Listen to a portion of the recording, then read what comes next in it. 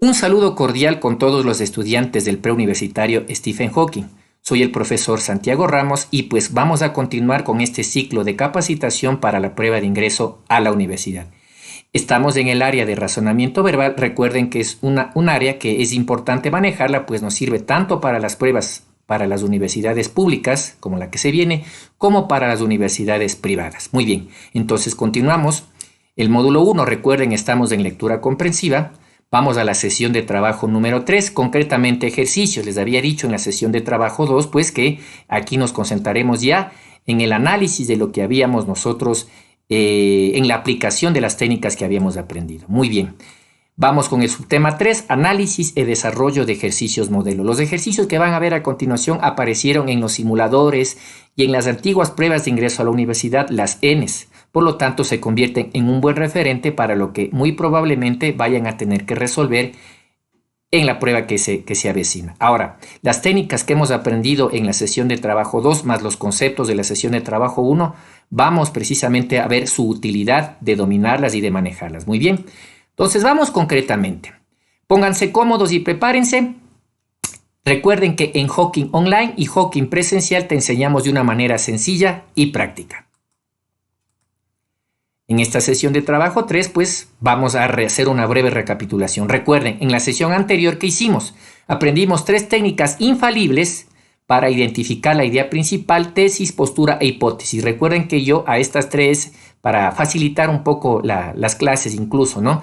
Estas 3 las denomino afines, es decir, idea principal y afines. Todo esto, recuerden, habíamos analizado en la sesión de trabajo anterior, equivale a la idea principal. Son lo mismo, se las encuentra de la misma manera. Así es que no habría ningún problema en eso. Muy bien, entonces, ¿qué más?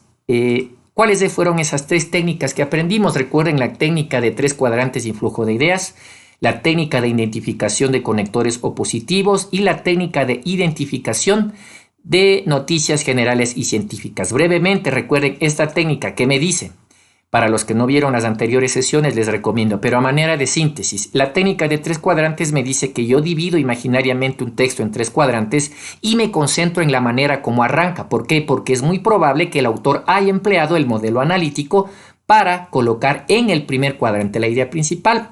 Y recuerden que para yo percatarme de eso debo analizar cómo las ideas fluyen en función de alguna de las 2 máximo ideas que suelen estar en el primer cuadrante.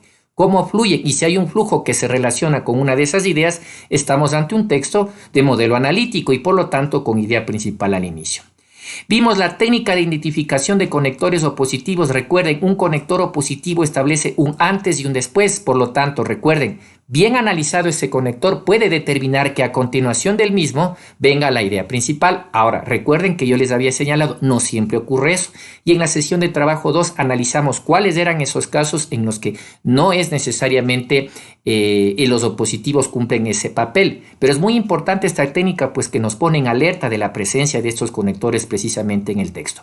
Y la técnica de identificación de noticias generales y científicas. Recuerden por qué era importante esto.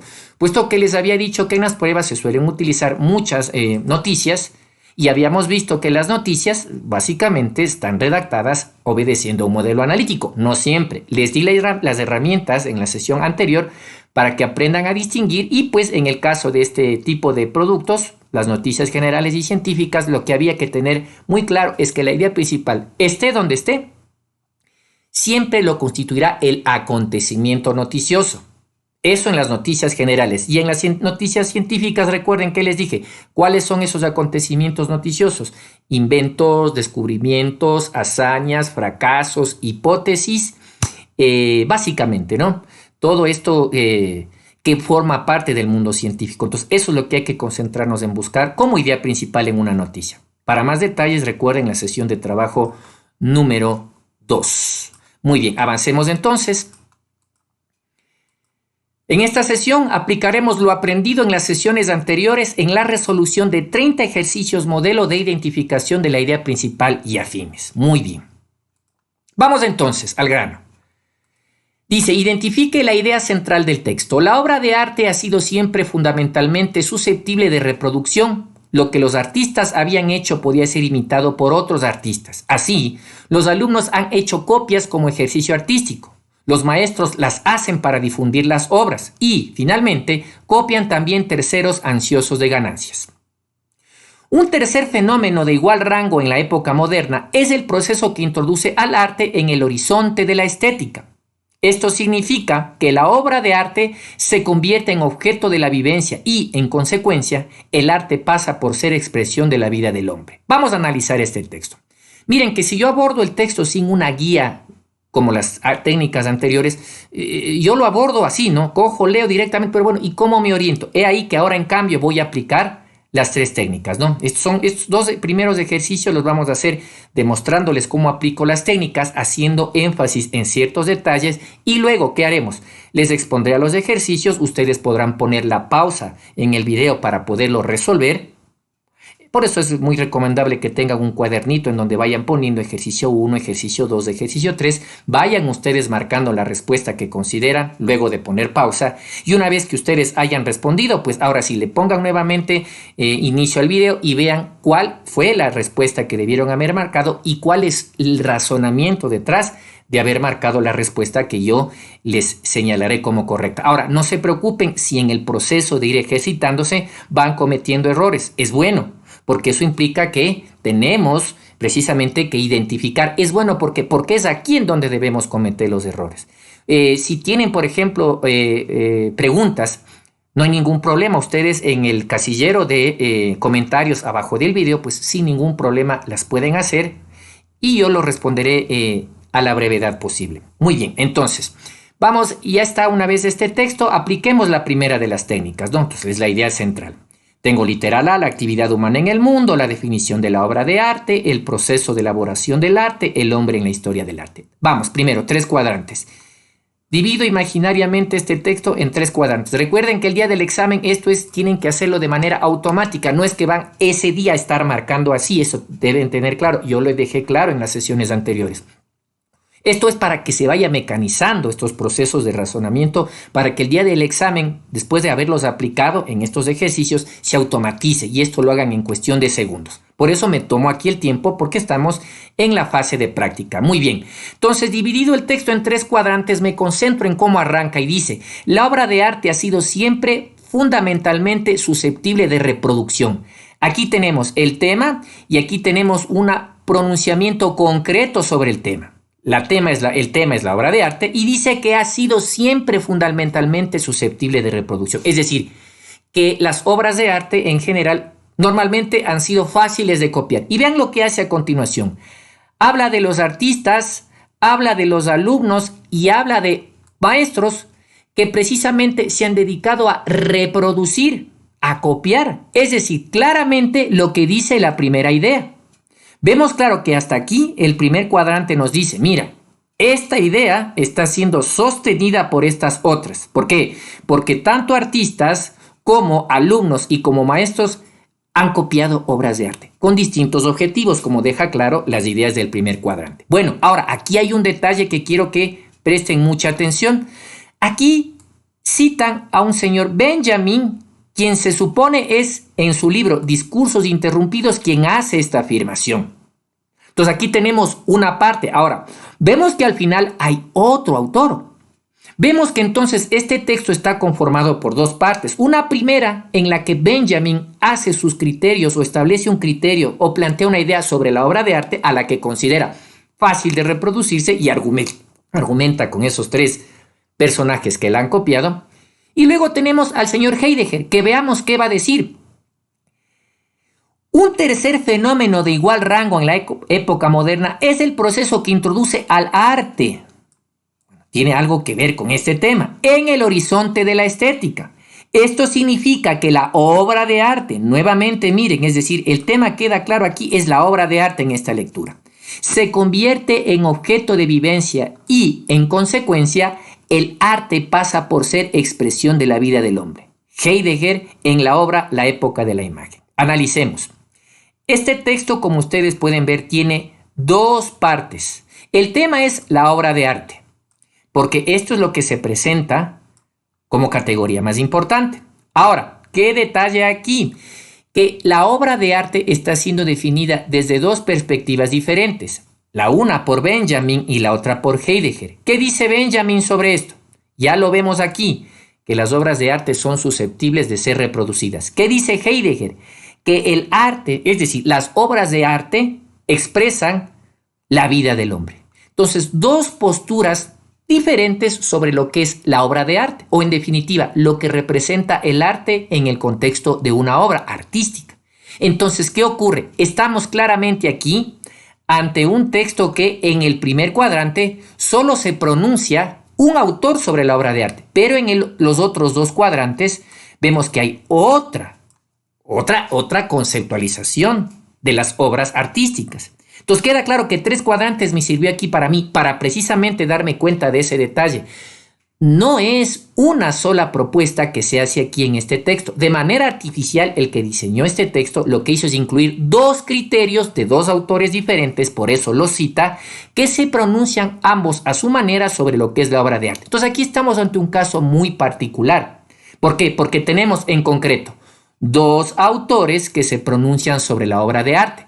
La teoría de tres cuadrantes me sirvió para darme cuenta desde el inicio que no es esta la idea principal que aparentaba ser, porque aquí hay dos propuestas sobre el tema. Ahora, la siguiente técnica, la teoría o la técnica, mejor dicho, de los conectores opositivos.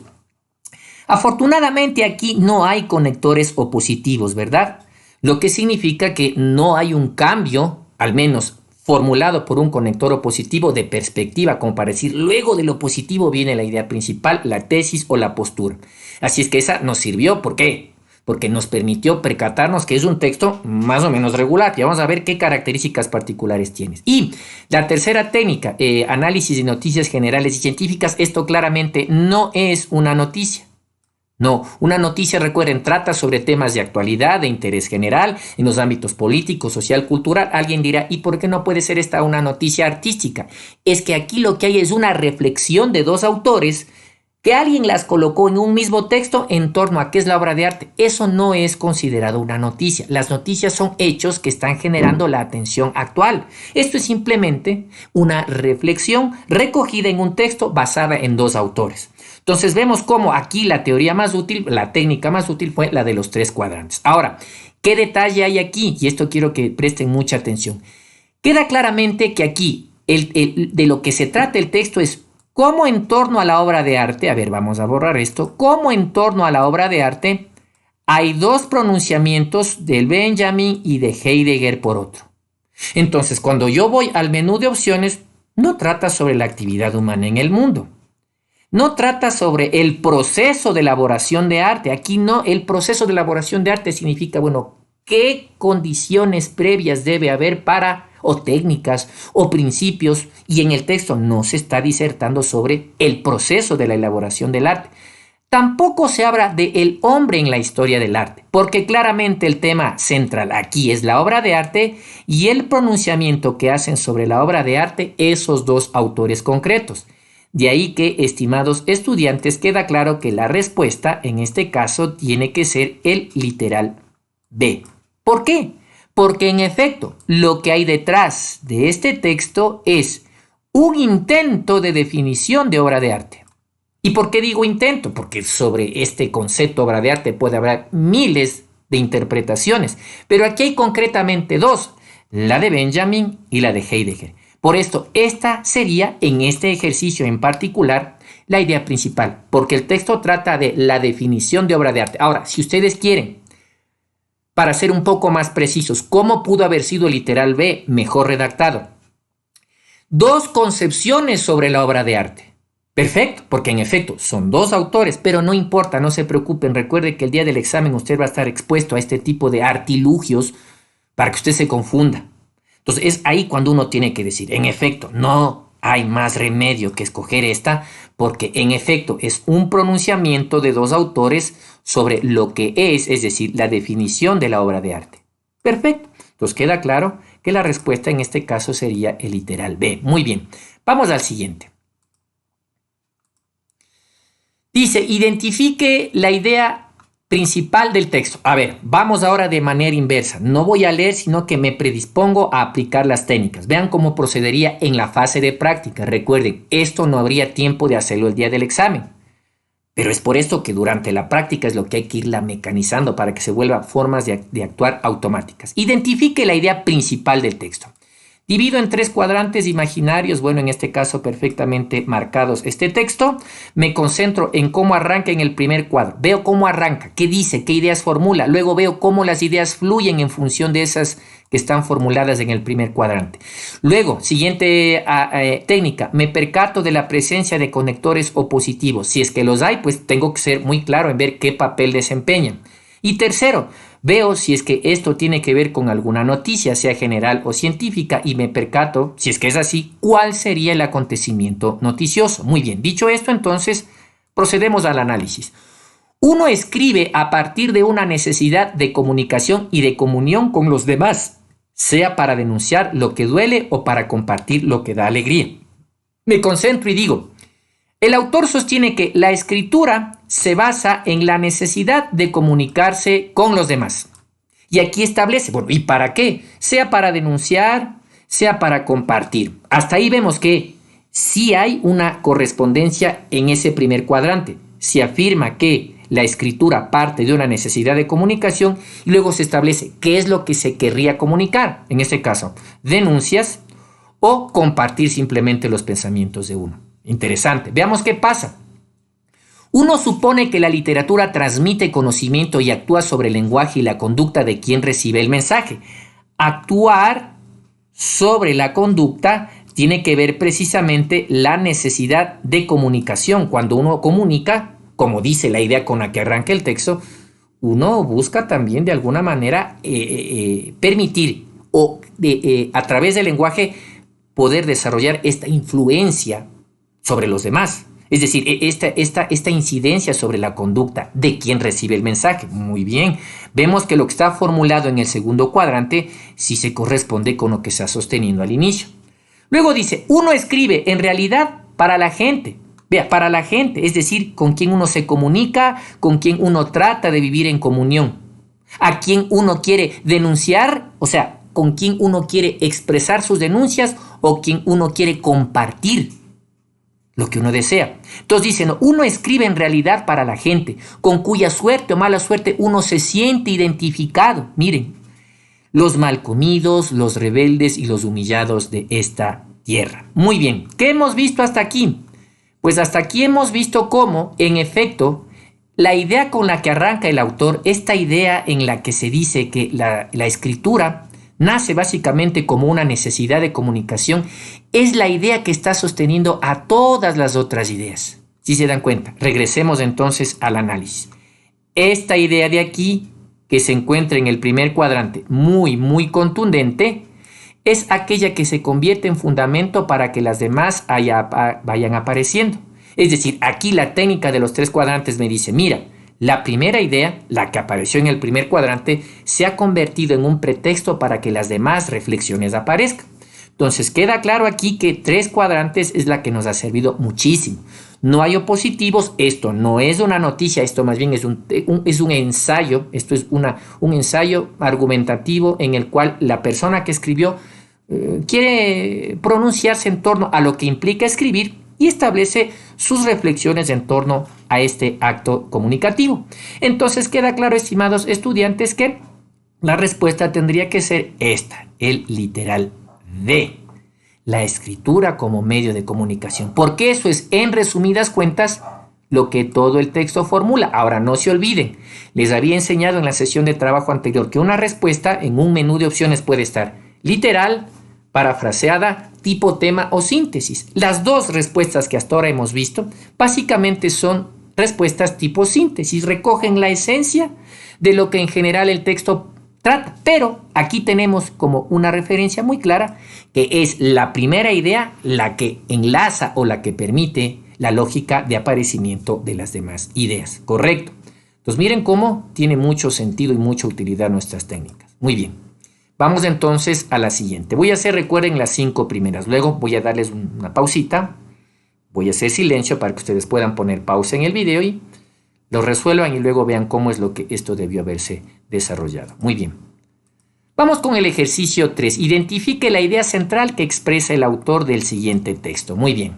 Vamos entonces. Me percato. Más fácil, ¿cómo arranca el texto en su primer cuadrante? Luego me percato, si usted quiere para simplificar, cómo fluyen las demás ideas, para darme cuenta si es alguna de estas la que marca el flujo de ideas del texto o por el contrario, esta es una de entre tantas ideas que al final me llevarían a una conclusión y ahí estaríamos ante un texto en cambio de modelo sintético. O si lo que está al inicio es una introducción y ahí probablemente estaríamos ante un texto mixto. Para todos estos detalles recuerden las sesiones número 1 y número 2. Muy bien, entonces dice, luego me percato la presencia de opositivos y luego al final para reforzar, si es que esto es una noticia científica o general, pues me percataría, si ese fuese el caso, cuál es el acontecimiento noticioso, tema sobre el cual hablamos con abundancia en la sesión de trabajo número 2, así es que les recomiendo que la revisen, por favor. Muy bien, entonces dice el texto, cerca de Ambato hay un rincón del mundo, un microcosmos prodigiosamente bello, el Valle de Baños. Termina la oración, que dice que el Valle de Baños está descrito como un rincón, un microcosmos bello. Ahora, allí el verde sombrío de una poderosa vegetación tropical está dándose la mano con hielos eternos. Allí, las grandes hojas del plátano o la corpulenta copa del aguacate sombrean las peladas lavas del Tungurahua. Allí, las aguas frías brotan junto a las de ardiente temperatura. Allí, los torrentes, cataratas, cavernas. Allí, los precipicios insondables. Allí, lo risueño se muestra en consorcio con lo severo. La zona tórrida con sus pompas mezcladas con la polar. Muy bien, qué interesante. Creo que está muy sencillo este texto, ¿verdad? De hecho, como les decía, estos son textos que se han recogido de pruebas anteriores de ingreso a la universidad dentro del área psicotécnica concretamente. Muy bien. Vemos entonces cómo es muy claro cómo la idea principal sostiene que el Valle de Baños es un microcosmos, es decir, es un pequeño universo repleto de cosas maravillosas. ¿Y qué hace a partir de este allí o de las siguientes ideas? Describe, fundamenta. ¿Por qué sostenemos que el Valle de Baños es un pequeño universo prodigiosamente hermoso y bello? Entonces vemos cómo la idea principal sería: cerca de Ambato hay un rincón del mundo, un microcosmos prodigiosamente bello, el Valle de Baños, y todo lo que viene a continuación serían las ideas secundarias que se utiliza para sostener la afirmación que se hace al inicio. Hasta aquí estamos ante un texto descriptivo. Tema de los tipos de texto que los veremos en futuras sesiones de trabajo. Muy bien, entonces queda claro, para no perder mucho tiempo, que la respuesta a la idea principal sería el literal A. Un microcosmos prodigiosamente bello, el Valle de Baños. Esta de aquí, esta de aquí, esta de aquí, son simplemente ideas secundarias, que de hecho aparecen en el texto. Entonces miren cómo la teoría de los tres cuadrantes, la técnica de los tres cuadrantes me fue muy útil, porque me permitió entender la contundencia de la frase con la que arranca y luego me permitió entender cómo las demás ideas fluyen en función de esa propuesta inicial. ¿Pudo haber ocurrido lo contrario, que el autor decida colocar la idea principal al final? Claro que sí. Por eso es que la de tres cuadrantes me sirve para establecer eso. Y recuerden lo que les había dicho, las técnicas que yo les he enseñado básicamente sirven es para, recuerden, tomar decisiones. Muy bien. Entonces tenemos aquí el literal A. Excelente. Vamos a avanzar entonces. Identifique la idea principal del texto. Ya aquí ya podemos ser un poquito más fluidos. Ya sabemos lo que hay que hacer mentalmente para abordar este texto, concentrarme en cómo arranca el primer cuadrante, percatarme de la presencia de opositivos, ver si esto es una noticia o no, y con eso estaré armado, bien equipado para poder tomar decisiones al final. A propósito, el caso del texto anterior no era una noticia, era simplemente una descripción, obviamente subjetiva, en torno a lo que representa para el autor ese microcosmos a que él denomina prodigiosamente bello. Muy bien, vamos ahora a este texto. Identifique la idea principal. Vamos a ver, me concentro cómo arranca el texto, me percato de la presencia de opositivos y a su vez veo si es que esto tiene pinta o talante o trapillo de noticia. Dice, los antioxidantes aceleran la progresión del cáncer de pulmón y no traen beneficios ciertos para las personas sanas, según un artículo que publicó la revista Science Transnational. Termina la primera idea.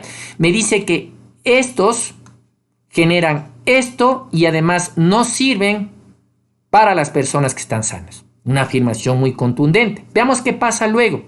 Los antioxidantes se usan ampliamente para proteger a las células de los daños inducidos por las especies reactivas de oxígeno, explicó la investigadora Volkan Sayin, líder del equipo de científicos de la Universidad de Gotemburgo en Suecia.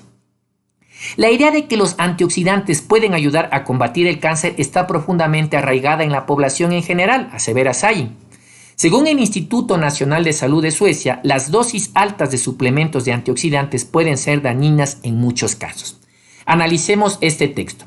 El texto arranca señalando que los antioxidantes, es decir, estos productos, son dañinos y que pueden generar incluso cáncer de pulmón. Ahora, ¿qué hace a partir de aquí?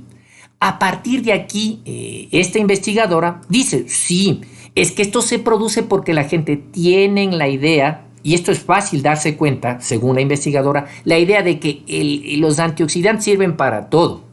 Pero el texto termina señalando, con el aval precisamente de este estudio, que las altas dosis de esos antioxidantes, en las que pueden estar incurriendo las personas que le han dado demasiada importancia a los antioxidantes y los consumen en exceso, es esa actitud de exceso la que está llevando al cáncer de pulmón y a que la salud de las personas se ve afectada. Entonces, claramente el texto trata sobre lo dañino que pueden ser los antioxidantes. Dañino que se ha vuelto porque la gente, al tener, dice, muy arraigada la idea, profundamente arraigada de que los antioxidantes son beneficiosos, se ha descuidado y ha generado excesos. Entonces, claramente estamos aquí ante un texto en el que ya en el primer cuadrante se define.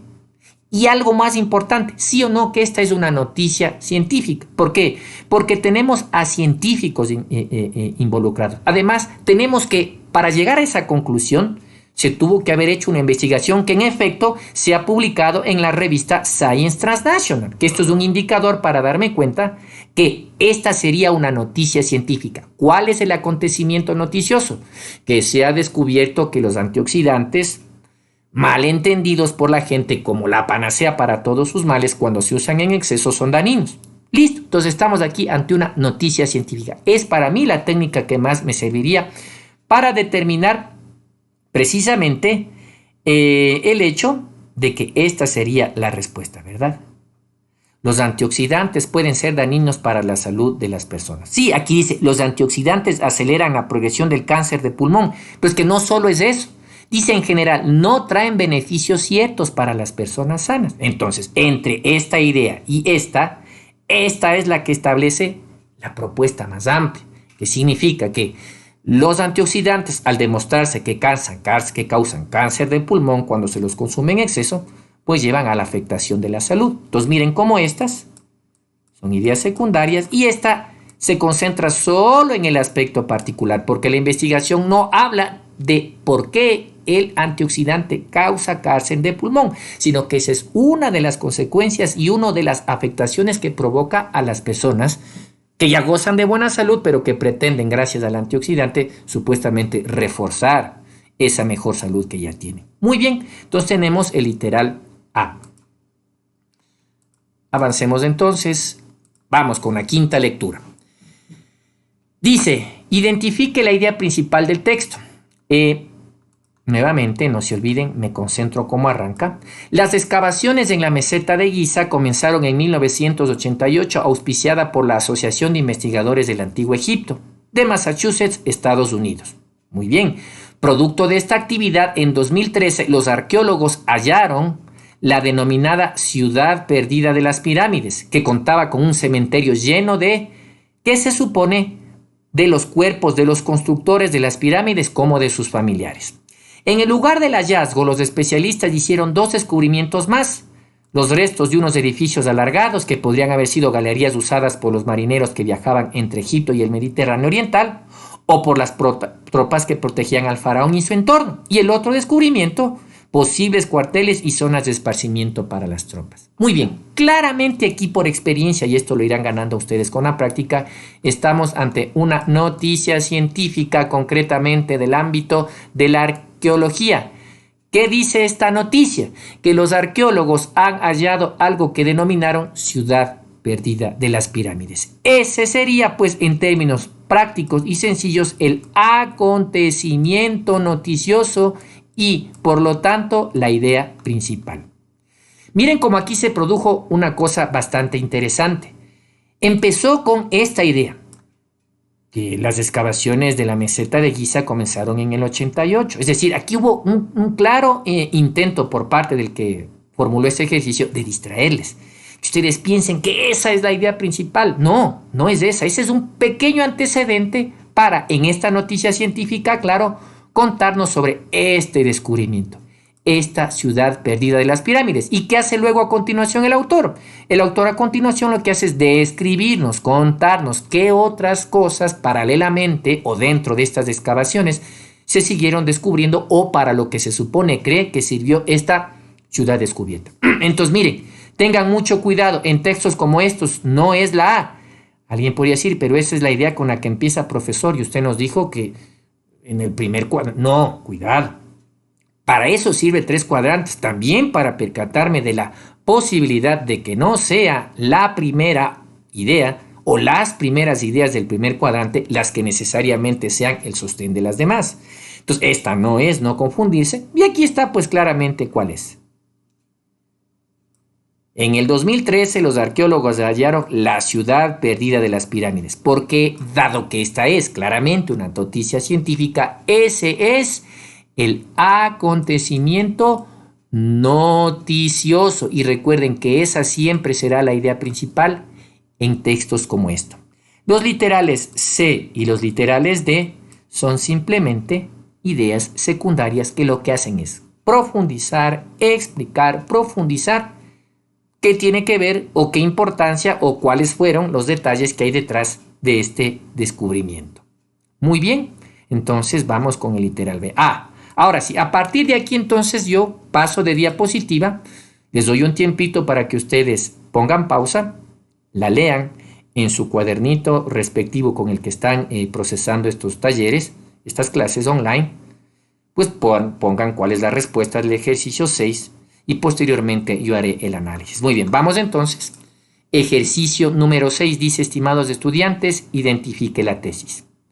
Póngale pausa, lea, aplique las técnicas aplicadas y a continuación pues yo le ayudaré con el análisis.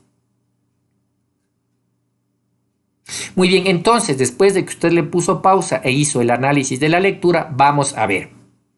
Dice, identifique la tesis. Es lo mismo, la idea principal, la postura, cuál es la hipótesis, etc. Muy bien, dice, la atención a la diversidad es uno de los desafíos educativos actuales. Mire qué frase tan contundente, sospechosa de ser una idea principal. ¿Cómo me percato? Veamos cómo fluyen las ideas. ¿Qué sostiene esta idea? Que prestar atención a la diversidad hoy en día es un desafío educativo actual. ¿Qué significa? Recuerden que en las aulas hay estudiantes que tienen distintos niveles educativos, vienen de distintas procedencias geográficas, vienen de distintos ambientes familiares. Entonces dice que esa diversidad presente en las aulas es hoy un desafío. Entonces, veamos qué ocurre a continuación. Dicen, el modelo de sociedad moderna ha configurado aulas heterogéneas, es decir, diversas, un desafío, con alumnos con diferentes necesidades educativas que requieren diversas actuaciones y medidas. Eso tiene que ver con la diversidad, aulas repletas de niños que tienen cada uno posiblemente necesidades diferentes de educación. La primera y más importante de estas medidas en torno a este desafío es la concreción de adaptaciones curriculares en el aula. Otras tienen un carácter extraordinario como el del programa de diversificación curricular, el programa de cualificación profesional y del programa de adaptación al sistema educativo. Todos ellos plantean un currículo adaptable a la diversidad expresada, por ejemplo, en el ámbito lingüístico y social. Muy bien. Si ustedes se dan cuenta, esta oración tan contundente es la que se convierte en pretexto para que las demás fluyan, para que aparezcan más detalles. Entonces, queda claro aquí que la respuesta tiene que ser el literal A. Es decir, este texto trata en concreto sobre los desafíos y cómo se los está abordando o qué detalles se está tomando en cuenta para abordar precisamente ese desafío que el autor sostiene como tesis al inicio. Entonces, esta es precisamente la tesis, es decir, es la idea que el autor sostiene o pretende sostener. Puede haberlo hecho bien, puede haber hecho mal, pero eso digo, que pretende sostener, eso ya depende de nosotros como lectores si lo hizo bien o mal, a lo largo de este texto. Siendo entonces el literal B, siendo el literal C, siendo el literal D, simples ideas secundarias. Porque son las ideas que aparecen precisamente gracias, y aquí voy a utilizar en el esquema del mismo menú de opciones, gracias a la presencia de la primera. Muy bien, vean cómo 3 cuadrantes en este caso fue muy útil. ¿Sí? Excelente. Muy bien. Vamos entonces ahora al ejercicio 7, nuevamente. Tómense un tiempito, pónganle pausa al video, analícenlo, apliquen todo lo enseñado y a continuación pues haré yo el análisis. Muy bien, pues a continuación entonces vamos a hacer el análisis. Determine la idea principal del texto. Los hombres siempre tuvieron la necesidad de luz y fuego para alumbrarse durante la noche, abrigarse del frío y cocinar sus alimentos. Entonces, miren, sus alimentos. No siempre pudieron proporcionarse fuego y luz con la facilidad actual. Era preciso guardar en el fogón, antes de acostarse, alguna brasa cubierta de aceite. Muy bien, claramente tenemos aquí que el texto trata sobre la utilidad del fuego. Fuego que nos sirve para alumbrarnos, para protegernos, o nos sirvió en su momento para protegernos de las fieras salvajes, para cocinar en ciertas zonas aún del mundo y por supuesto en otras zonas del mundo también aún para iluminarse porque no tienen acceso a luz eléctrica. Entonces, en términos sencillos, este es un texto muy corto en el que se formula precisamente cómo el fuego tiene o la importancia que tiene el fuego. Dice, ¿no? Los hombres siempre tuvieron la necesidad de luz y fuego para alumbrarse durante la noche. Abrigarse del frío y cocinar sus alimentos. Eso solo lo hace el fuego, ¿verdad? Abrigo, cocinar y luz. No siempre pudieron proporcionarse fuego. Y aquí hace una reflexión en torno a que no siempre las cosas fueron fáciles como hoy. Hoy encendemos un encendedor, hoy encendemos un fósforo, hoy nuestras cocinas básicamente no con estos sistemas eléctricos y todo está resuelto. Entonces dice, era preciso guardar en el fogón antes de acostarse alguna brasa cubierta de aceite. Es decir, ¿qué hace el autor aquí? El autor lo que hace es dejar claro para él lo siguiente. El literal B. La luz y el fuego. Recuerden que el fuego es el que produce la luz. Bueno, en ese contexto del texto formulado, en la antigüedad beneficiaron al hombre. ¿Por qué? Porque el texto claramente se concentra en cómo ha sido útil desde siempre, y esto implica remontarme al más remoto pasado, y con la reflexión que hace de qué se hacía antes de tener todas las comodidades que hoy tenemos las personas para obtener fuego, lo complicado que era. Entonces, miren, el literal A descartado, ¿no? Los hombres primitivos recibieron el fuego con comodidad. Las precauciones para encender el fuego, aquí también podemos aplicar el famoso sistema de Descartes. ¿Qué es el sistema de Descartes? El sistema de Descartes, bueno, voy analizando los literales y veo cuáles están totalmente alejados o parcialmente alejados de lo que el texto en cuanto a esencia formula.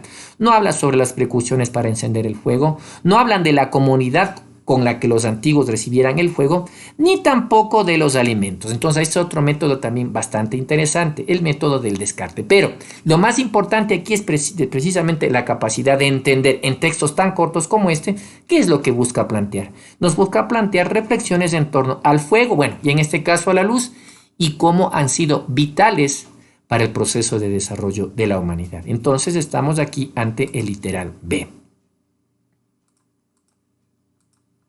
Muy bien, texto número 8. Identifique la idea central del texto. Procedan al análisis, por favor. Bueno, continuamos entonces. Vamos. Nuevo anticongelante hallado en un escarabajo de Alaska. Resumamos el análisis de este texto. Este texto, veamos, recordemos los elementos que habíamos visto, ¿se acuerdan? En la sesión de trabajo 1, en la sesión sobre conceptos clave. La pregunta, aquí tenemos un título, tenemos el párrafo, no tenemos fuente, no importa, y el menú de opciones. Ahora, ¿qué les había dicho yo en la sesión de trabajo 1? Ojo, esta fue una lectura que se presentó en su momento en las antiguas pruebas ENES del Examen Nacional para Educación Superior, que apareció en sus simuladores. Entonces, miren la intención que había detrás de las pruebas, no complicarles en exceso la vida. Si yo le coloco el título, le estoy entregando la respuesta en bandeja de plata. Porque de eso tratará el texto. La idea principal necesariamente tendrá que recoger esto. Ahora, voy al menú de opciones y veo que la respuesta D o el literal D es la que recoge lo que ya en el título se anticipa que va a tratar el texto. Miren cómo yo puedo ahorrar tiempo cuando yo tomo muy en cuenta estos detalles.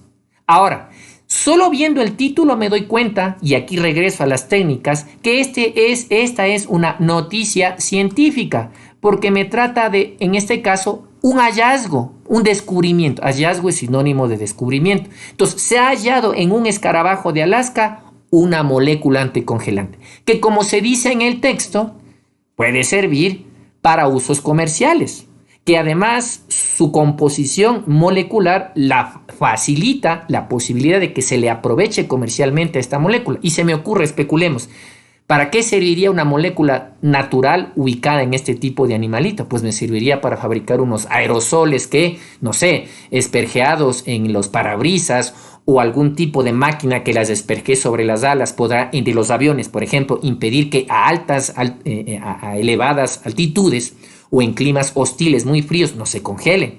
Algo que podría tener, miren, una utilidad comercial muy importante.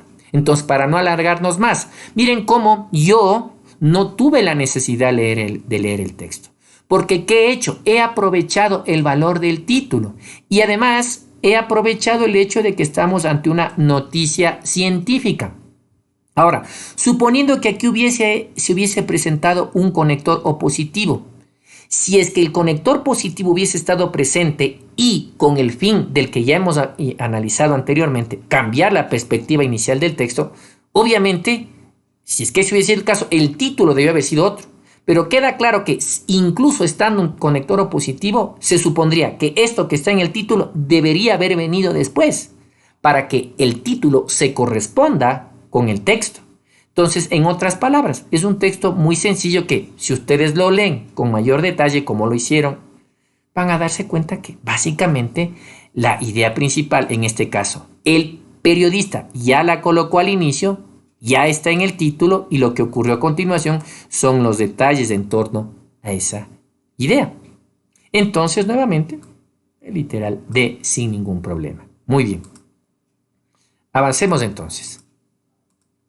Nuevamente, les doy el tiempo para que analicen. Caso número 9, identifique la idea principal del texto.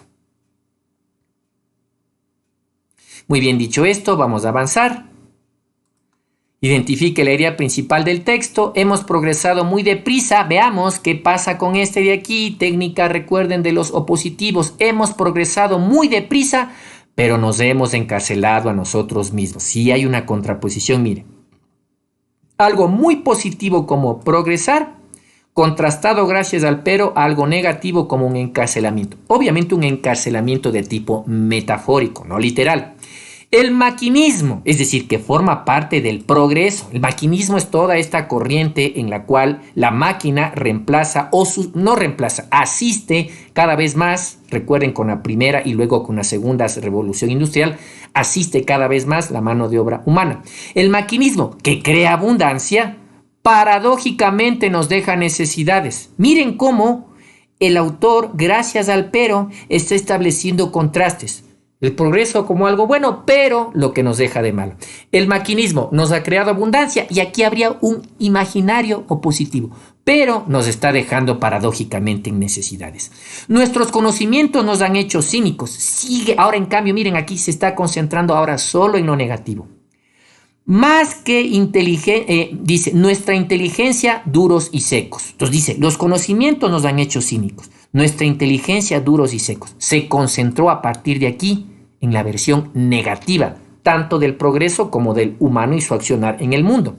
Pensamos demasiado, sentimos muy poco. Más que máquinas necesitamos más humanidad. Más que inteligencia, tener bondad y dulzura. Este es un texto, si ustedes quieren, entreverado, en el que claramente el autor se pronuncia sobre el problema de cómo el progreso, toda la ciencia y todo lo que implica precisamente esos saltos que hemos dado a partir de la revolución industrial Aunque en efecto han producido una primera fase de prosperidad y abundancia, lo que le interesa al autor es lo negativo, a lo malo que nos ha llevado. Queda clarito este texto, ¿verdad? Y el pero fue muy importante para entender precisamente. Queda claro que aquí la respuesta sería literal A.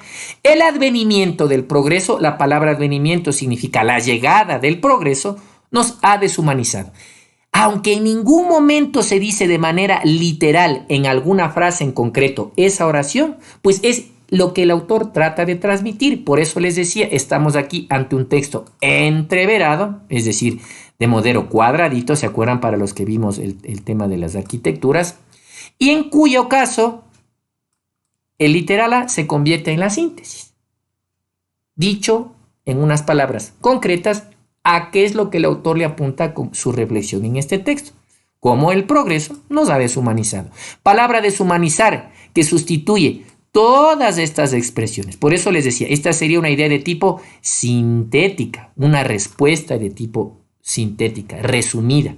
Bien, así es como se resume, ¿verdad? El literal A. B. La abundancia nos crea necesidad, es un aspecto secundario. El ser humano debe tener una actitud crítica frente al progreso.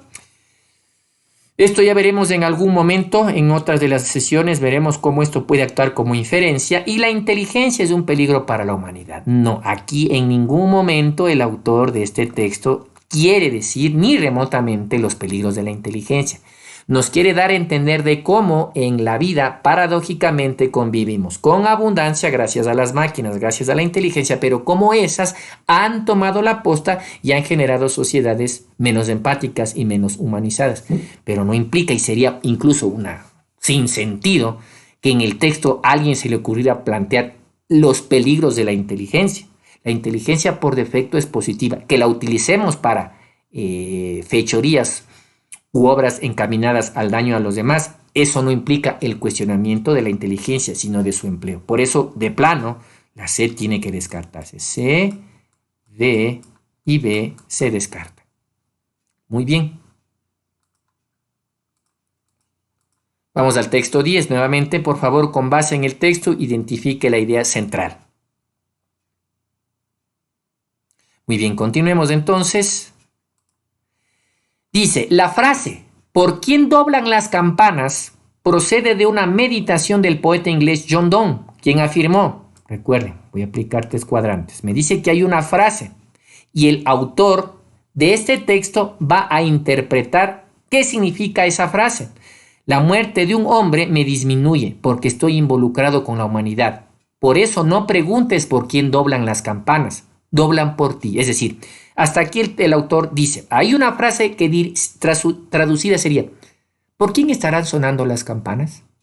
Y luego dice, bueno, el autor de esta frase, John Donne, explica, la muerte, porque cuando suenan las campanas, recuerden, puede ser por varias razones. En concreto pueden ser por 2. Una, para convocar a la reunión de sus feligreses y la otra, anunciar que alguien murió. Entonces, ese es el sentido. La frase, ¿por quién doblan las campanas? Dice el autor, es una frase obviamente que se dirige a la muerte. Pero ojo, cuando tú escuches esa frase, o cuando escuches las campanas, mejor dicho, no debes decir, bueno, pobrecito, ¿quién moriría? Sino, están sonando las campanas. Si es que es porque alguien murió, pues es algo que me interesa, es un ser humano que ha dejado este mundo. Y como ser humano que soy, pues eso debe generarme algún tipo también, pues, de dolor. Entonces dice, la muerte de un hombre me disminuye porque estoy involucrado con la humanidad. Por eso no preguntes por quién doblan las campanas. Doblan por ti. Miren lo interesante de esta reflexión. En tal sentido, y aquí es cuando se involucra ya no el autor de la frase, sino el autor del texto, la frase expresa la relación que existe entre el hombre y su entorno. Y aquí empieza, miren, a desarrollar su explicación. Él, ya no John Donne, él es el que dice esto y la interpreta así. Aquí, a partir de aquí, en cambio, estamos ante lo que dice el autor del texto. Y dice, en tal sentido, la frase expresa la relación que existe entre el hombre y su entorno, así como el compromiso moral con el género humano. El tañido es el sonido que hacen las campanas, que anuncian la muerte de cualquier persona, también anuncia, en cierta forma, que ha muerto una parte de mí. Entonces, vea claramente. Dice la relación que existe entre el hombre y el entorno, la importancia que hay entre la empatía y cómo se utiliza como pretexto el tañido de una campana para decir, alguien ha muerto. No ha muerto alguien ajeno, aunque no es mi familiar, no es mi amigo o no es algo íntimo a mí, es alguien que ha muerto, es un ser humano y como humano que soy, debe preocupar. Entonces, como quedan claro, vemos que la respuesta más aproximada en este sentido, la solidaridad es una expresión del humanismo. Esta no. La muerte de las personas tiene mucha relevancia. O sea, no se está haciendo una oda a la muerte, no se está haciendo una apología de la muerte. Se está haciendo una apología al sentido de solidaridad, de empatía que debe haber tras escuchar el tañido de las campanas. Que, siendo el caso, si anuncian el tema de que alguien ha muerto, pues como ser humano me compete. No es ni la A, no es ni la B, no es ni la D, es el literal C. ¿Se dan cuenta? Entonces aquí tenemos un sentido interpretativo. Miren cómo 3 cuadrantes me sirvió para entender cómo arranca el texto y luego la misma teoría me sirvió para ver cómo remata. ¿Qué hacen los siguientes 2 cuadrantes? A partir de aquí es en donde me interesa. ¿Por qué? Porque todo esto viene a ser como una especie de presentación del tema. Aquí estaríamos, por ejemplo, ante un texto, si ustedes quieren, sintético, porque lo más importante, lo que el autor de este texto plantea, se lo encuentra al final. ¿Sí? Entonces, ahora, la respuesta, ¿de qué tipo es? No es literal, de la misma manera, es una respuesta parafraseada. Trata de rescatar en esencia, en una frase contundente, bueno, ¿a dónde es lo que le apunta el autor con esta reflexión que hace a partir de aquí? A partir de aquí es que el texto nos interesa, porque aquí es cuando el autor se pronuncia sobre lo que señaló al inicio. Muy bien, entonces recuerden, literal C. Muy bien, avancemos. Ejercicio 11, procedan por favor. Continuemos, con base en el texto, todas son ideas secundarias, excepto. Esta es otra cosa que les quiero contar. Esta es otra manera de formular la misma pregunta. Dice, todas son ideas secundarias, excepto. Si es que la idea principal está respaldada por ideas secundarias, ¿cuál será la única de estas de aquí que no será idea secundaria? Pues la idea principal es una manera diferente de preguntar lo mismo.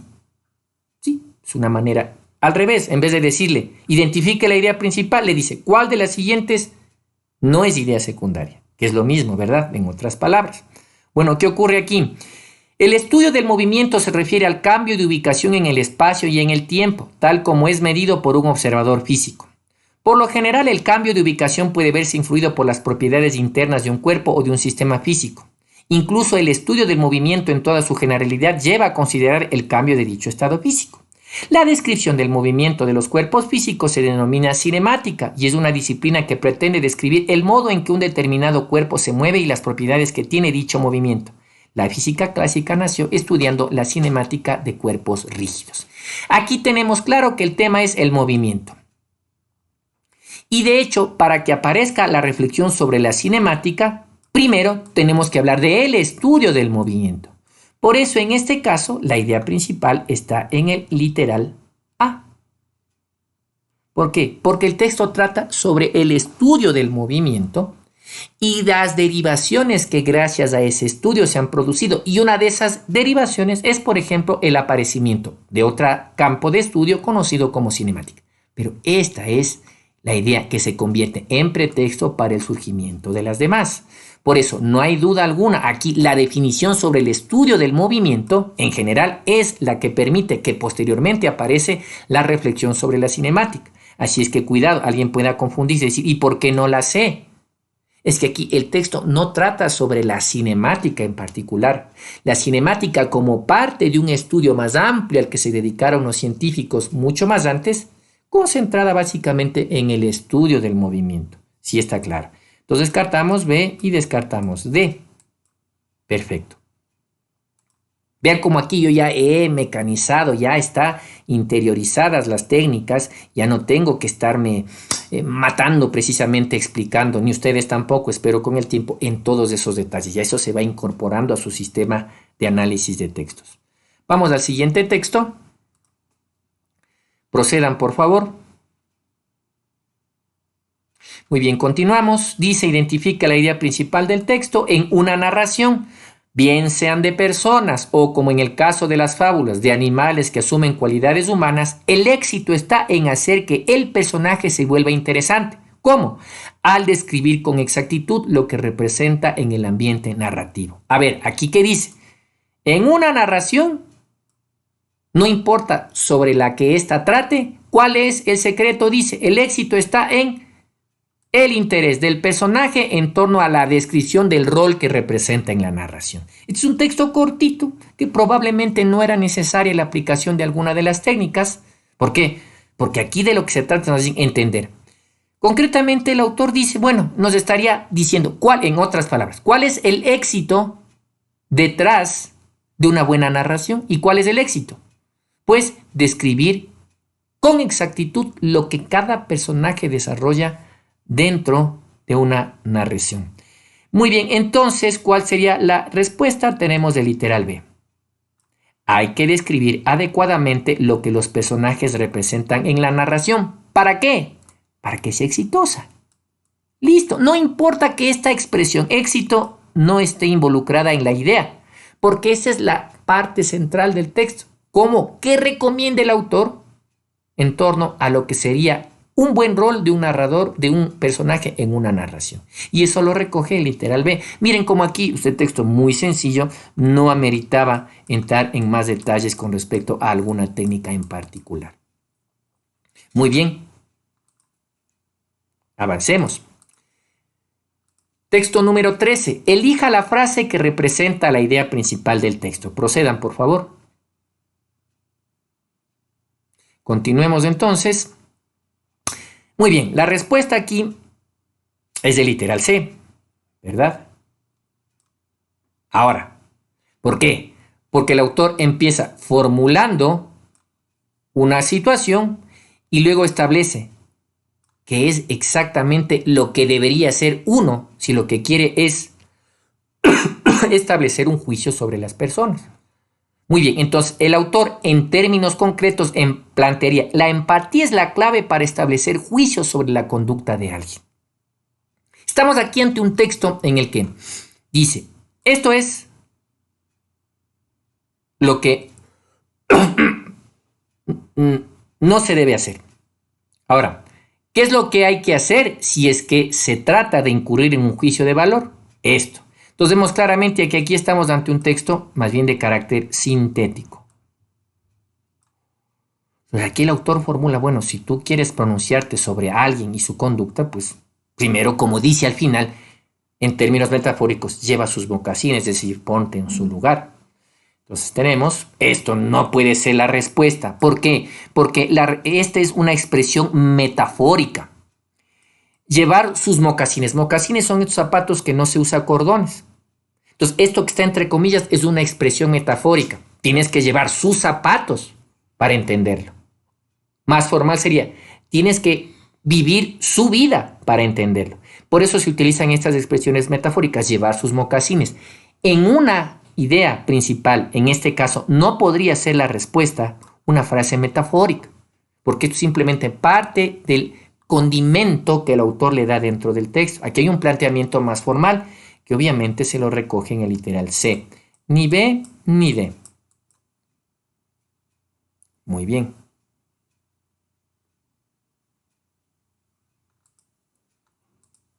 Continuemos. Identifique la idea principal del texto. Procedan, por favor. Muy bien, aquí tenemos fuente. Tenemos pregunta, recuerden los elementos, tenemos párrafo, tenemos fuente, veamos si nos sirve. Crean tejido muscular artificial, perfecto.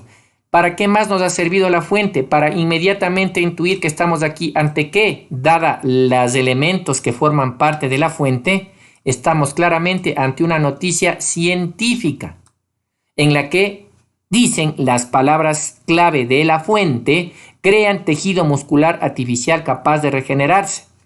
Y entiendo que aquí está la respuesta, pues, ¿verdad? Y si ustedes leen el texto como ya lo hicieron, pues queda claro que en efecto esta es una noticia científica cuyo acontecimiento noticioso es el desarrollo de un tejido artificial que reúne las características necesarias de regeneración, tal cual como ocurre con un tejido natural. Y por supuesto el texto deja claro que esto será de gran utilidad para la medicina. Entonces miren cómo en cuestión de muy poco tiempo y utilizando esta mañita que les dije en su momento de la fuente. Ahora, esto lo deben hacer con un poquito más de experiencia. Ustedes tienen que de ley leer el texto para evitarse cualquier tipo de problemas. Con experiencia y con más práctica se irán dando cuenta cómo estas mañitas son muy útiles. Si ustedes leen B, C y D, son simplemente detalles secundarios. O como en el caso incluso C, B y C son detalles secundarios, complementos de ese descubrimiento. Esta ya veremos en la clase sobre inferencias, actuaría como una inferencia. Y les dejo con esa cuestión, ¿no? Para que se pongan a pensar, ¿por qué sería esa una inferencia?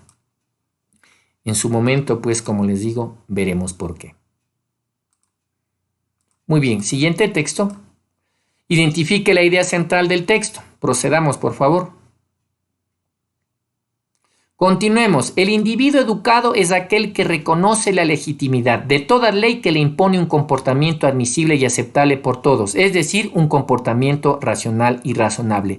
Pero es también el individuo que captaría la ilegitimidad de toda la ley que le impusiera no respetar a otro como a sí mismo, que le obligase, por ejemplo, a considerar a determinado grupo humano como a una simple cosa. Vean cómo este pero fue muy importante. Ahora, este pero, cuidado, como está acompañado del también, ya no es un conector que excluye, sino es un conector que incluye. Pero para establecer, aquí el pero, obviamente, me contrasta. El tema aquí, ¿qué es ser un individuo educado?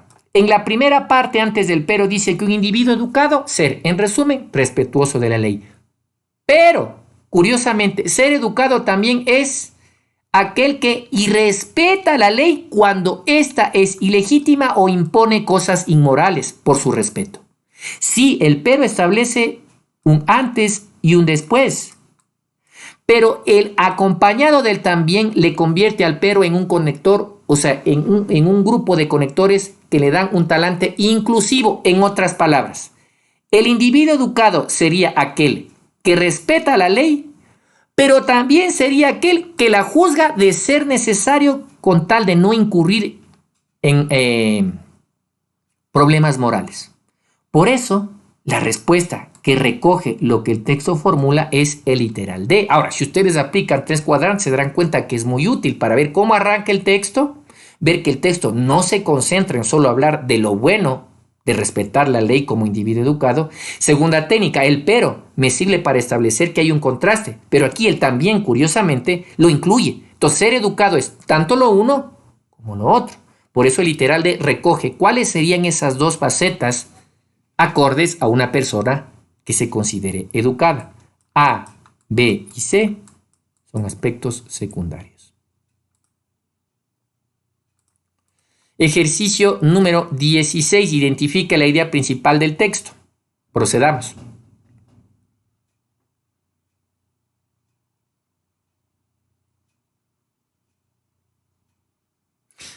Muy bien, entonces, aquí como ustedes se pudieron dar cuenta, hay dos formas de percatarnos cuál es la idea principal. La primera, esto es claramente una noticia científica.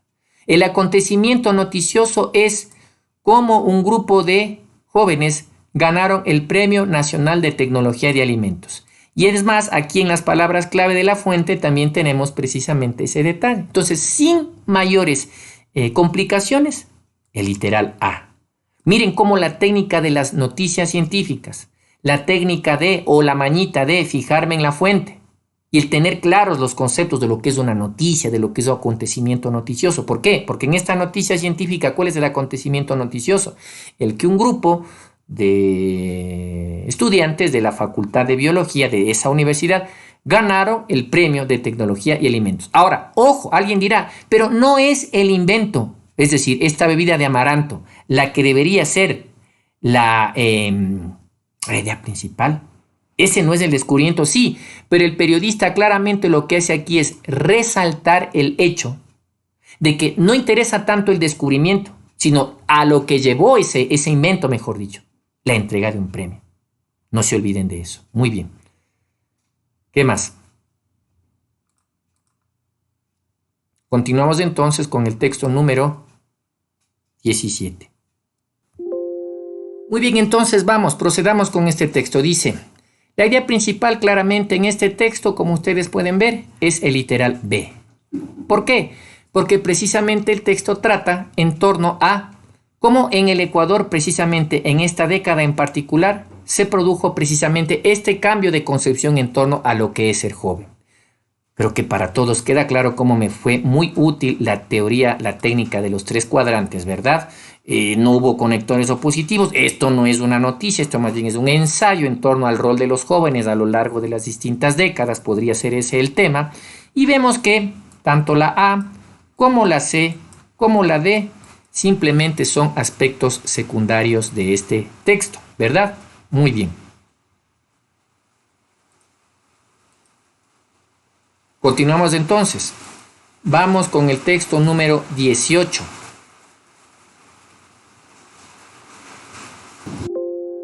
Bueno, continuemos entonces con este texto. Una vez que ustedes ya lo leyeron, creo que queda claro que aunque no hay aquí un conector opositivo, hay un contraste, ¿verdad? Eso también tenemos que aprender a identificar. No necesariamente debe estar presente un opositivo. Aquí claramente la técnica de los 3 cuadrantes me permite establecer que había una versión sobre los hawaianos. La versión de que los hawaianos eran una cultura pacífica.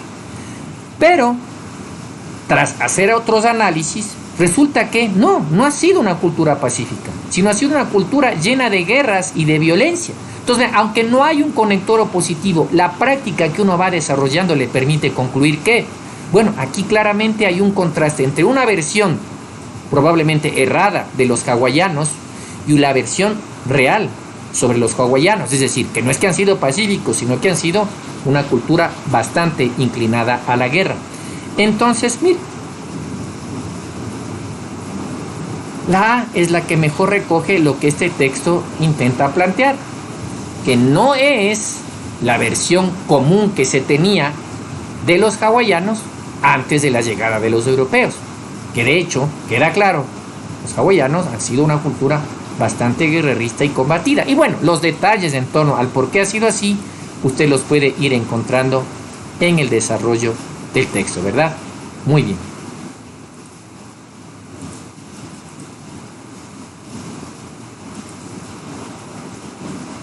Ejercicio número 19.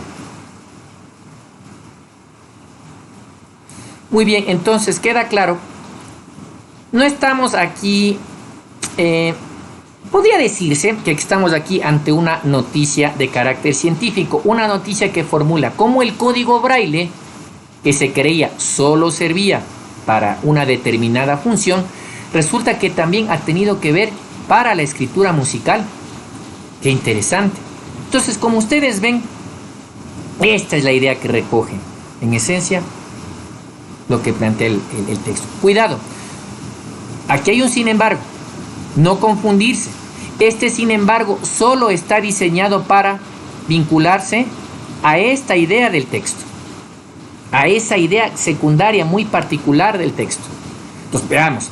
La notación musical en braille es un lenguaje muy complejo, sin embargo sigue siendo el mejor medio para que un músico ciego acceda a la comprensión total de una partitura. ¿Pero por qué? ¿De qué tiene que ver con esto? Con el hecho de que el braille resulta que sirve no solo para la lectura a las personas con ceguera, sino que también sirve o ha servido para aprender lenguaje musical para las personas privadas de la visión. Entonces, esto es en esencia lo que se recoge en el texto. Todos los demás, el hecho de que Cuba haya sido el país latinoamericano que más no, esa idea aparece gracias al hecho de el entender que el código braille tiene otra utilidad distinta a la que usualmente se pretendía que tenía. Entonces tenemos que las otras son ideas secundarias. Aquí no trata de cómo es que el código braille sirve para la lectura musical en los ciegos, sino cómo el braille ha tenido esa utilidad poco conocida por la mayoría de nosotros. Vamos a la siguiente, lectura número 20. Continuamos entonces. Si aplicamos las técnicas que hemos visto con ustedes, pues nuevamente ustedes deberían tener claro que la idea principal aquí es el literal de, porque de eso trata el texto. ¿Y en dónde podemos encontrar eso, si ustedes me lo permiten? Pues está desarrollado ya a partir del inicio. Créanme, no es que yo he escogido estos textos a propósito, porque son textos que mayormente la idea principal la podemos identificar desde el arranque del texto. Es que así normalmente ha sido o fue la tendencia en su momento de las pruebas. Pero ustedes recuerden, en la sesión de trabajo 2 practicamos y vimos cómo había ejercicios que también tenían la idea principal, ¿verdad?, al final. Entonces eso sí les pido también tener muy en cuenta, ¿no? Ya de alguna otra forma, conforme sigamos avanzando en estas sesiones de trabajo, también nos expondremos a textos en los cuales veremos cómo la idea principal puede estar al centro o al final también. Muy bien.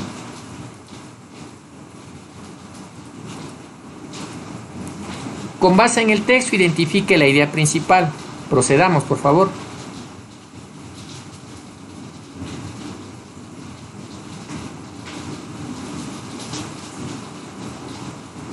Miren, este es un texto muy corto, en donde se formula un contraste, sin necesidad de que exista lo positivo.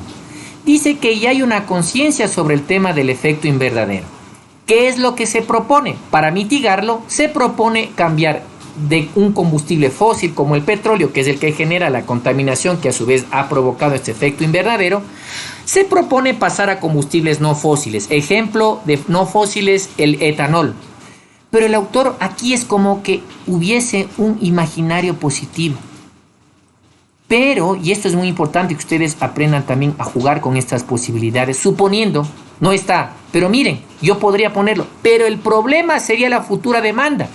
Es una locura tratar de satisfacer una demanda de combustible siempre al alza, da igual de dónde provenga. Hoy se hace todo lo posible para evitar tomar decisiones duras, por buscar soluciones cómodas, no importa que la biosfera se esté quemando. El texto trata, si usted me lo permite, bueno, aquí la fuente, simplemente me dice de dónde saco, pero no hay palabras clave, por lo tanto no me es útil en este momento. El texto trata de qué es lo que realmente, cuál es el problema detrás del efecto invernadero y su mitigación. Y el autor dice, no está tanto el problema en sustituir los combustibles de fósiles muy contaminadores a no fósiles, poco contaminadores o nada contaminadores. El problema, ¿verdad?, sería la demanda. No importa si es de combustible no fósil, para el autor el problema que seguiría ocurriendo en el ambiente es el hecho de que si es que se pasa de un fósil a no fósil, la gente demandaría más y más de este combustible no fósil. Ahora, ¿cuál sería el daño colateral? Que se acaben con muchas de los bosques por destinar, por ejemplo, más lugares para cultivar maíz, que es de donde se extrae etanol. Es decir, para el autor hay daño ambiental, sea que se use el fósil o sea que se use el no fósil. Por lo tanto, para el autor lo que hay que hacer es bajar la demanda. ¿Y cómo intuimos podría ser eso? Haciendo que cada vez se usen menos transportes que consuman combustible. Entonces, se dan cuenta aquí, por lo tanto, la respuesta es el tema de la demanda. O sea, la idea principal aquí es que habría que atacar la demanda, no tanto la sustitución de un combustible por otro. Sí, está claro, muy bien. Tenemos el ejercicio 22, procedamos por favor. Muy bien, aquí hablamos sobre el tema del clima, el cambio climático en esta primera parte. Aquí estamos ante un texto claramente, también, aquí estaríamos ante un texto sintético. ¿Por qué? Porque la primera parte es una puesta en escena del problema. Y al final, este es un interesante indicador que me dice, este es el problema. Ahora, esta sería la solución al problema. Es decir, aquí estaríamos ante un párrafo formulado en una estructura problema-solución. No me he pronunciado sobre estos párrafos dentro de una técnica porque es más fácil a mí hablar de arquitecturas. Al tener una arquitectura sintética, porque lo más importante para paliar este problema lo formula el autor al final, estamos ante un texto claramente sintético, en donde aquí la idea principal o lo que debe recoger la idea principal es, bueno, ¿qué se propone ante este semejante problema? Y vemos que en el último de los párrafos o de las líneas es de donde aparece este tipo de situación. Ahora, les comparto estos párrafos, no muy comunes, pero les comparto que estos se denominan párrafos problema-solución, en donde le formulo en la parte inicial un problema y a continuación en la fase de remate le formulo la solución. Podría convertirse tranquilamente este texto en un texto mixto si continúo con más ideas, pero en este caso dejamos o el autor decide dejarlo hasta aquí y vemos en este caso que la respuesta sería literal D, porque en este párrafo de estructura problema-solución es la solución la que se convertiría en la idea principal. Pero el tema de el modelo, de la técnica de 3 cuadrantes, el tema de fijarme si es qué rol cumplen los opositivos, el tema de ver si esto es una noticia y cuál sería el acontecimiento noticioso sigue siendo útil. Esto no es una noticia. Aquí no hay conectores opositivos que cambien la perspectiva. Aquí claramente veo que hay una introducción, una puesta en escena del problema y luego su solución. Muy bien.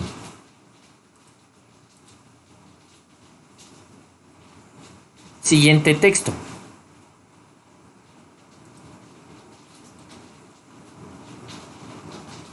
Muy bien, este texto tiene como respuesta esta idea de aquí. ¿Por qué? Porque nuevamente aquí, miren qué interesante. Este también es un texto que podría estar bajo la estructura de problema-solución. Aquí, hasta aquí, me formulan un problema. El problema sería, bueno, ¿qué está ocurriendo en torno, no, a la lectura hoy en día? Y aquí el tema dice que inculcar el gusto por leer se ha vuelto muy difícil debido a que existe tecnología, que ahora cada vez le aleja a la persona de la lectura, y pone un ejemplo, el de los audiolibros. Pero como ustedes pueden darse cuenta, a partir de acá, el autor formula una especie de solución. Bueno, ¿y qué personaje? ¿Quién es esta persona que debería precisamente convertirse en un protagonista en este recobrar lectores que se han visto de alguna manera desplazados debido a la tecnología? Y pone como ejemplo el audiolibro. Y es precisamente el bibliotecario. Como ustedes pudieron leer, aquí un problema y aquí quién se puede convertir en protagonista de la solución a ese problema. Y aquí la respuesta es de literal D. Perdón por haber hecho la cruz, me confundí. Estas y estas simplemente son aspectos secundarios, porque aquí tenemos una parte 1 en donde está el problema y una parte 2 en donde se formula a la persona que podría asumir un rol protagónico.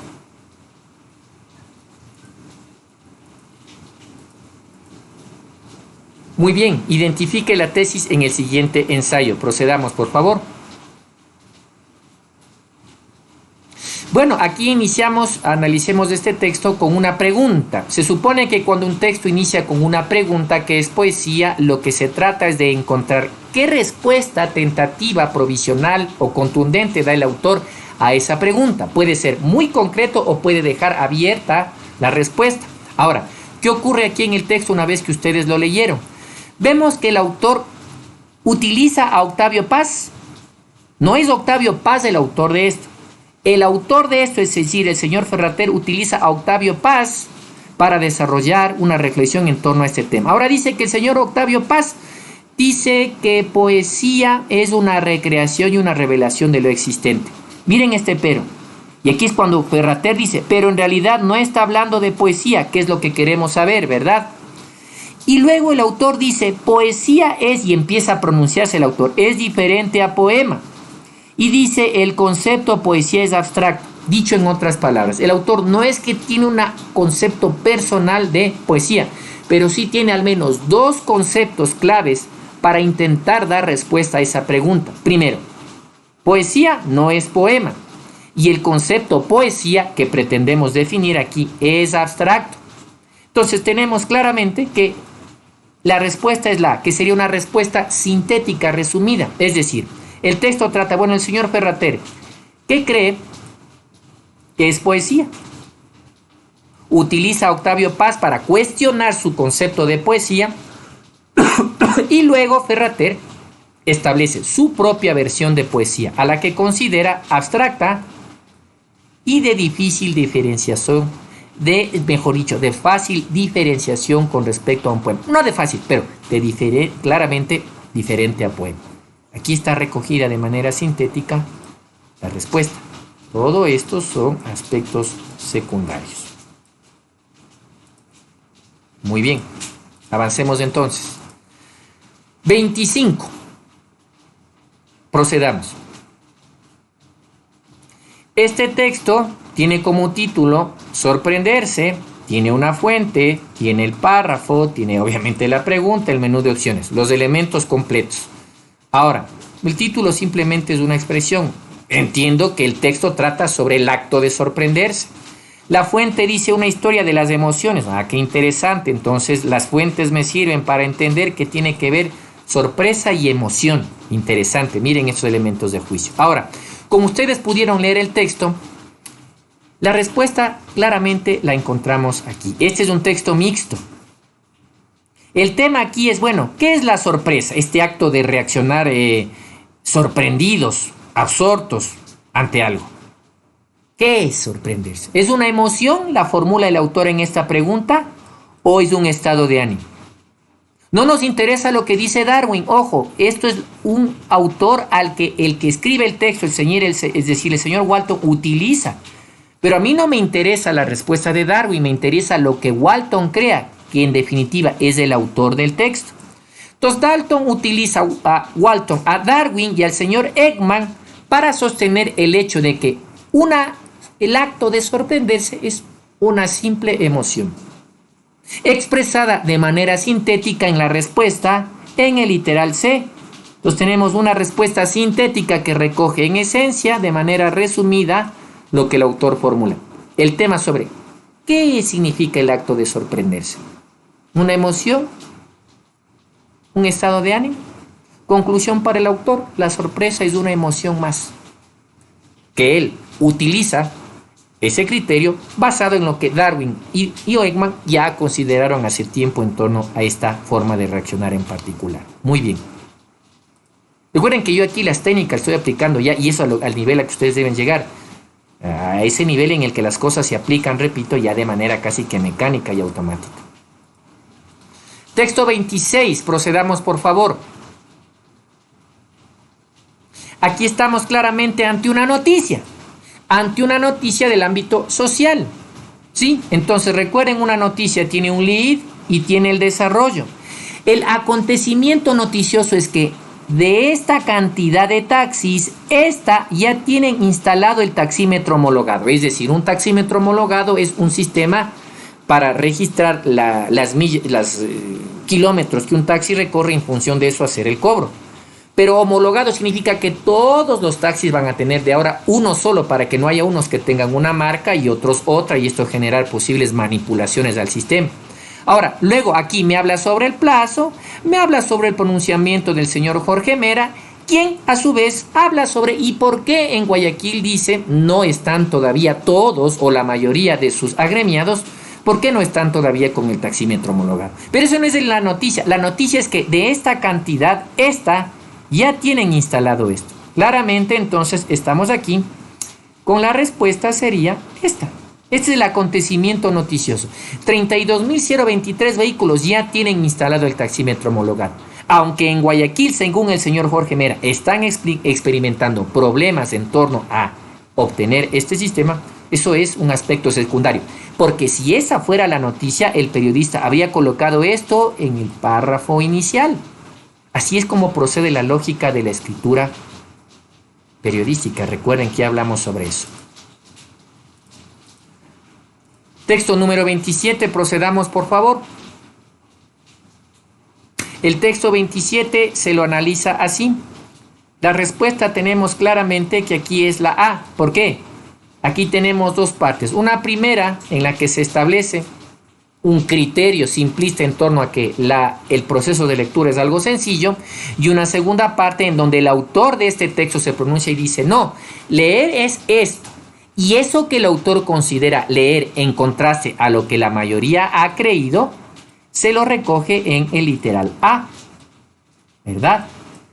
B, C y D Simplemente se refieren, en este caso, a la versión que se asume era la correcta sobre lo que implica leer. La A, en cambio, recoge lo que el autor realmente cree que es leer. ¿Sí está claro? Miren cómo esta noción de saber dividir el texto según la manera en la que formula el autor su argumento, esto de los tres cuadrantes, de entender cómo arranca el texto, esto de los opositivos, esto de saber que no necesariamente debe estar un opositivo, que también esa división que pueden hacer los autores entre una versión y otra puede estar delimitada simplemente por un punto y seguido. Mucha atención con eso. Texto número 28, identifique la postura, postura del autor. Esto, permítame esto, dejémosle por un momento de lado. Simplemente la postura, y recuerden que la postura es el equivalente también a la idea principal o la tesis del autor. Listo. Este es un texto, como ustedes lo habrán podido haber leído. Este es un texto, bueno, les doy tiempo para que le den la pausita y lo analicen. Muy bien, este es un texto claramente narrativo. Es decir, este es un texto en el cual hay un personaje, hay una trama, hay un espacio-tiempo, etc. Entonces aquí me habla de un él en un primer momento y de una ella. ¿Qué es lo que motiva el involucramiento, el aparecimiento de este él y de esta ella? La lectura de un libro. Ahora, como ustedes pueden leer, dado que es una novela, un texto narrativo, obviamente, que juega con la ficción, dice que tanto él como ella resulta que se unen en torno a un libro. Claro, esto, repito, al ser parte de la ficción es perfectamente entendible. Ambos se unen en torno a la lectura de un libro.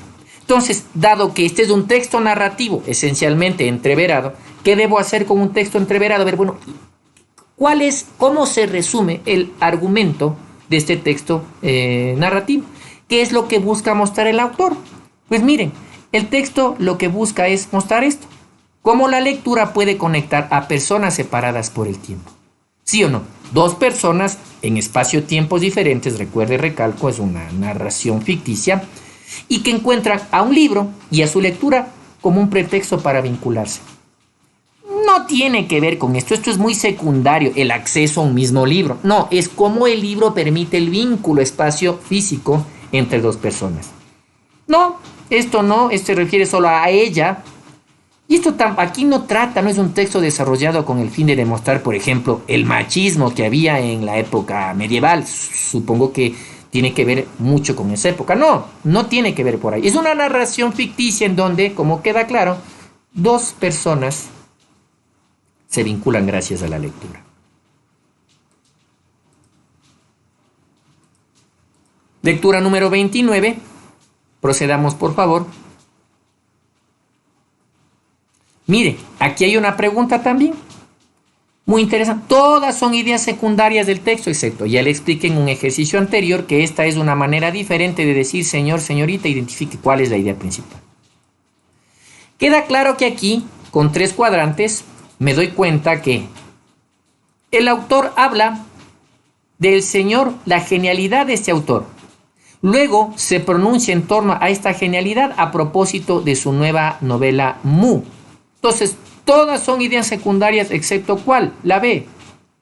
Porque es esta la idea que el autor desarrolla. Es decir, ¿por qué la genialidad de Salfier es así? Y empieza, gracias a la novela Mu, a desarrollar, porque es lo que este autor es para, a su vez, el que escribe el texto genial.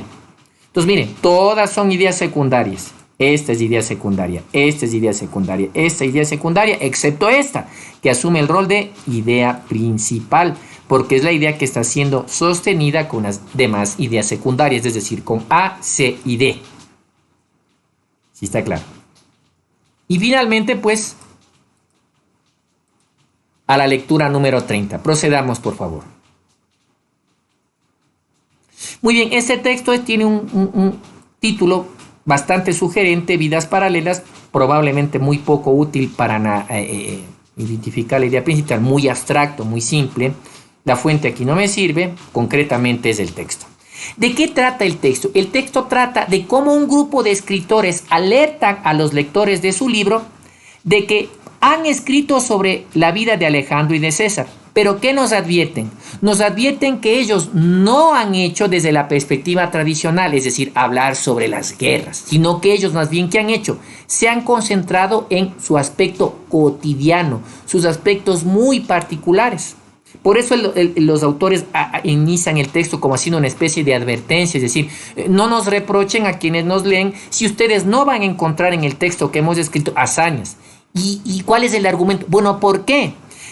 Porque nosotros no escribimos historias sino vidas, ni es en las acciones más ruidosas en las que se manifiestan la virtud o el vicio, sino que muchas veces en un hecho de un momento, un dicho agudo o una niñería sirven más para pintar el carácter que batallas en las que mueren millares de hombres. Vean, entonces aquí podemos hacer lo siguiente.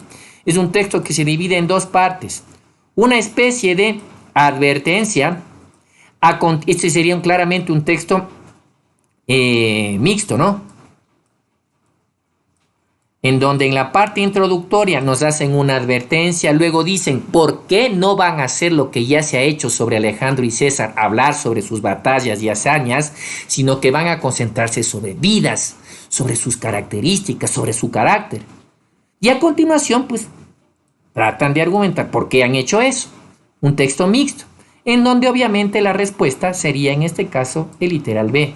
Son situaciones cotidianas las que retratan el carácter de muchos héroes, porque es lo que tratan de decir de manera sintética. Esta sería una idea sintética, resumida. Bueno, ¿de qué trata el texto? Podría ser así, de cómo un grupo de autores tratan desde lo cotidiano la vida de héroes famosos. Pero no necesariamente la respuesta tiene que estar como yo la consigo. Tengo que ver cuál coincide con esa perspectiva que el autor utiliza. Y claramente la B se ajusta a eso, ¿no? En este caso, son las situaciones muchas veces cotidianas y aparentemente irrelevantes las que hablan mejor de la personalidad de un gran héroe. También pudo haber sido formulada así, pero yo me baso en lo que en su momento el diseñador de la prueba formuló. Entonces la respuesta es de literal B, siendo A, C y D aspectos secundarios. En este caso, una reflexión inferida. Ya veremos eso en su momento. Muy bien. En síntesis, en esta sesión aprendiste a aplicar las tres técnicas infalibles para identificar la idea principal y afines. Yo les he demostrado cómo se aplican estas técnicas, la importancia de tener estos referentes al momento de analizar un texto, pero también hemos hablado de temas interesantes como estos problemas respuesta-solución. Problema-solución, también hemos visto cómo hay textos que tienen dos momentos, que no necesariamente deben estar delimitados por un pero. Y vimos además también cómo hay el conector, pero también establece un contraste, pero con el también incluye. Entonces aquí las respuestas, como vimos en el caso de ese texto de lo que implicaba ser una persona educada, la respuesta debe recoger esas dos partes, ¿verdad? Entonces hemos aprendido, miren, yo les he demostrado la aplicación precisamente de esta y de esta técnica, más, repito, el tema de los párrafos problema, solución, y precisamente este análisis que hay de estas dos partes que puede haber en un texto, ¿verdad? Las dos partes, una parte inicial y una parte secundaria en la que no necesariamente debe haber un pero. Y vimos además, repito, el valor de considerar este pero también, que aparte de excluir, incluye. Muy bien.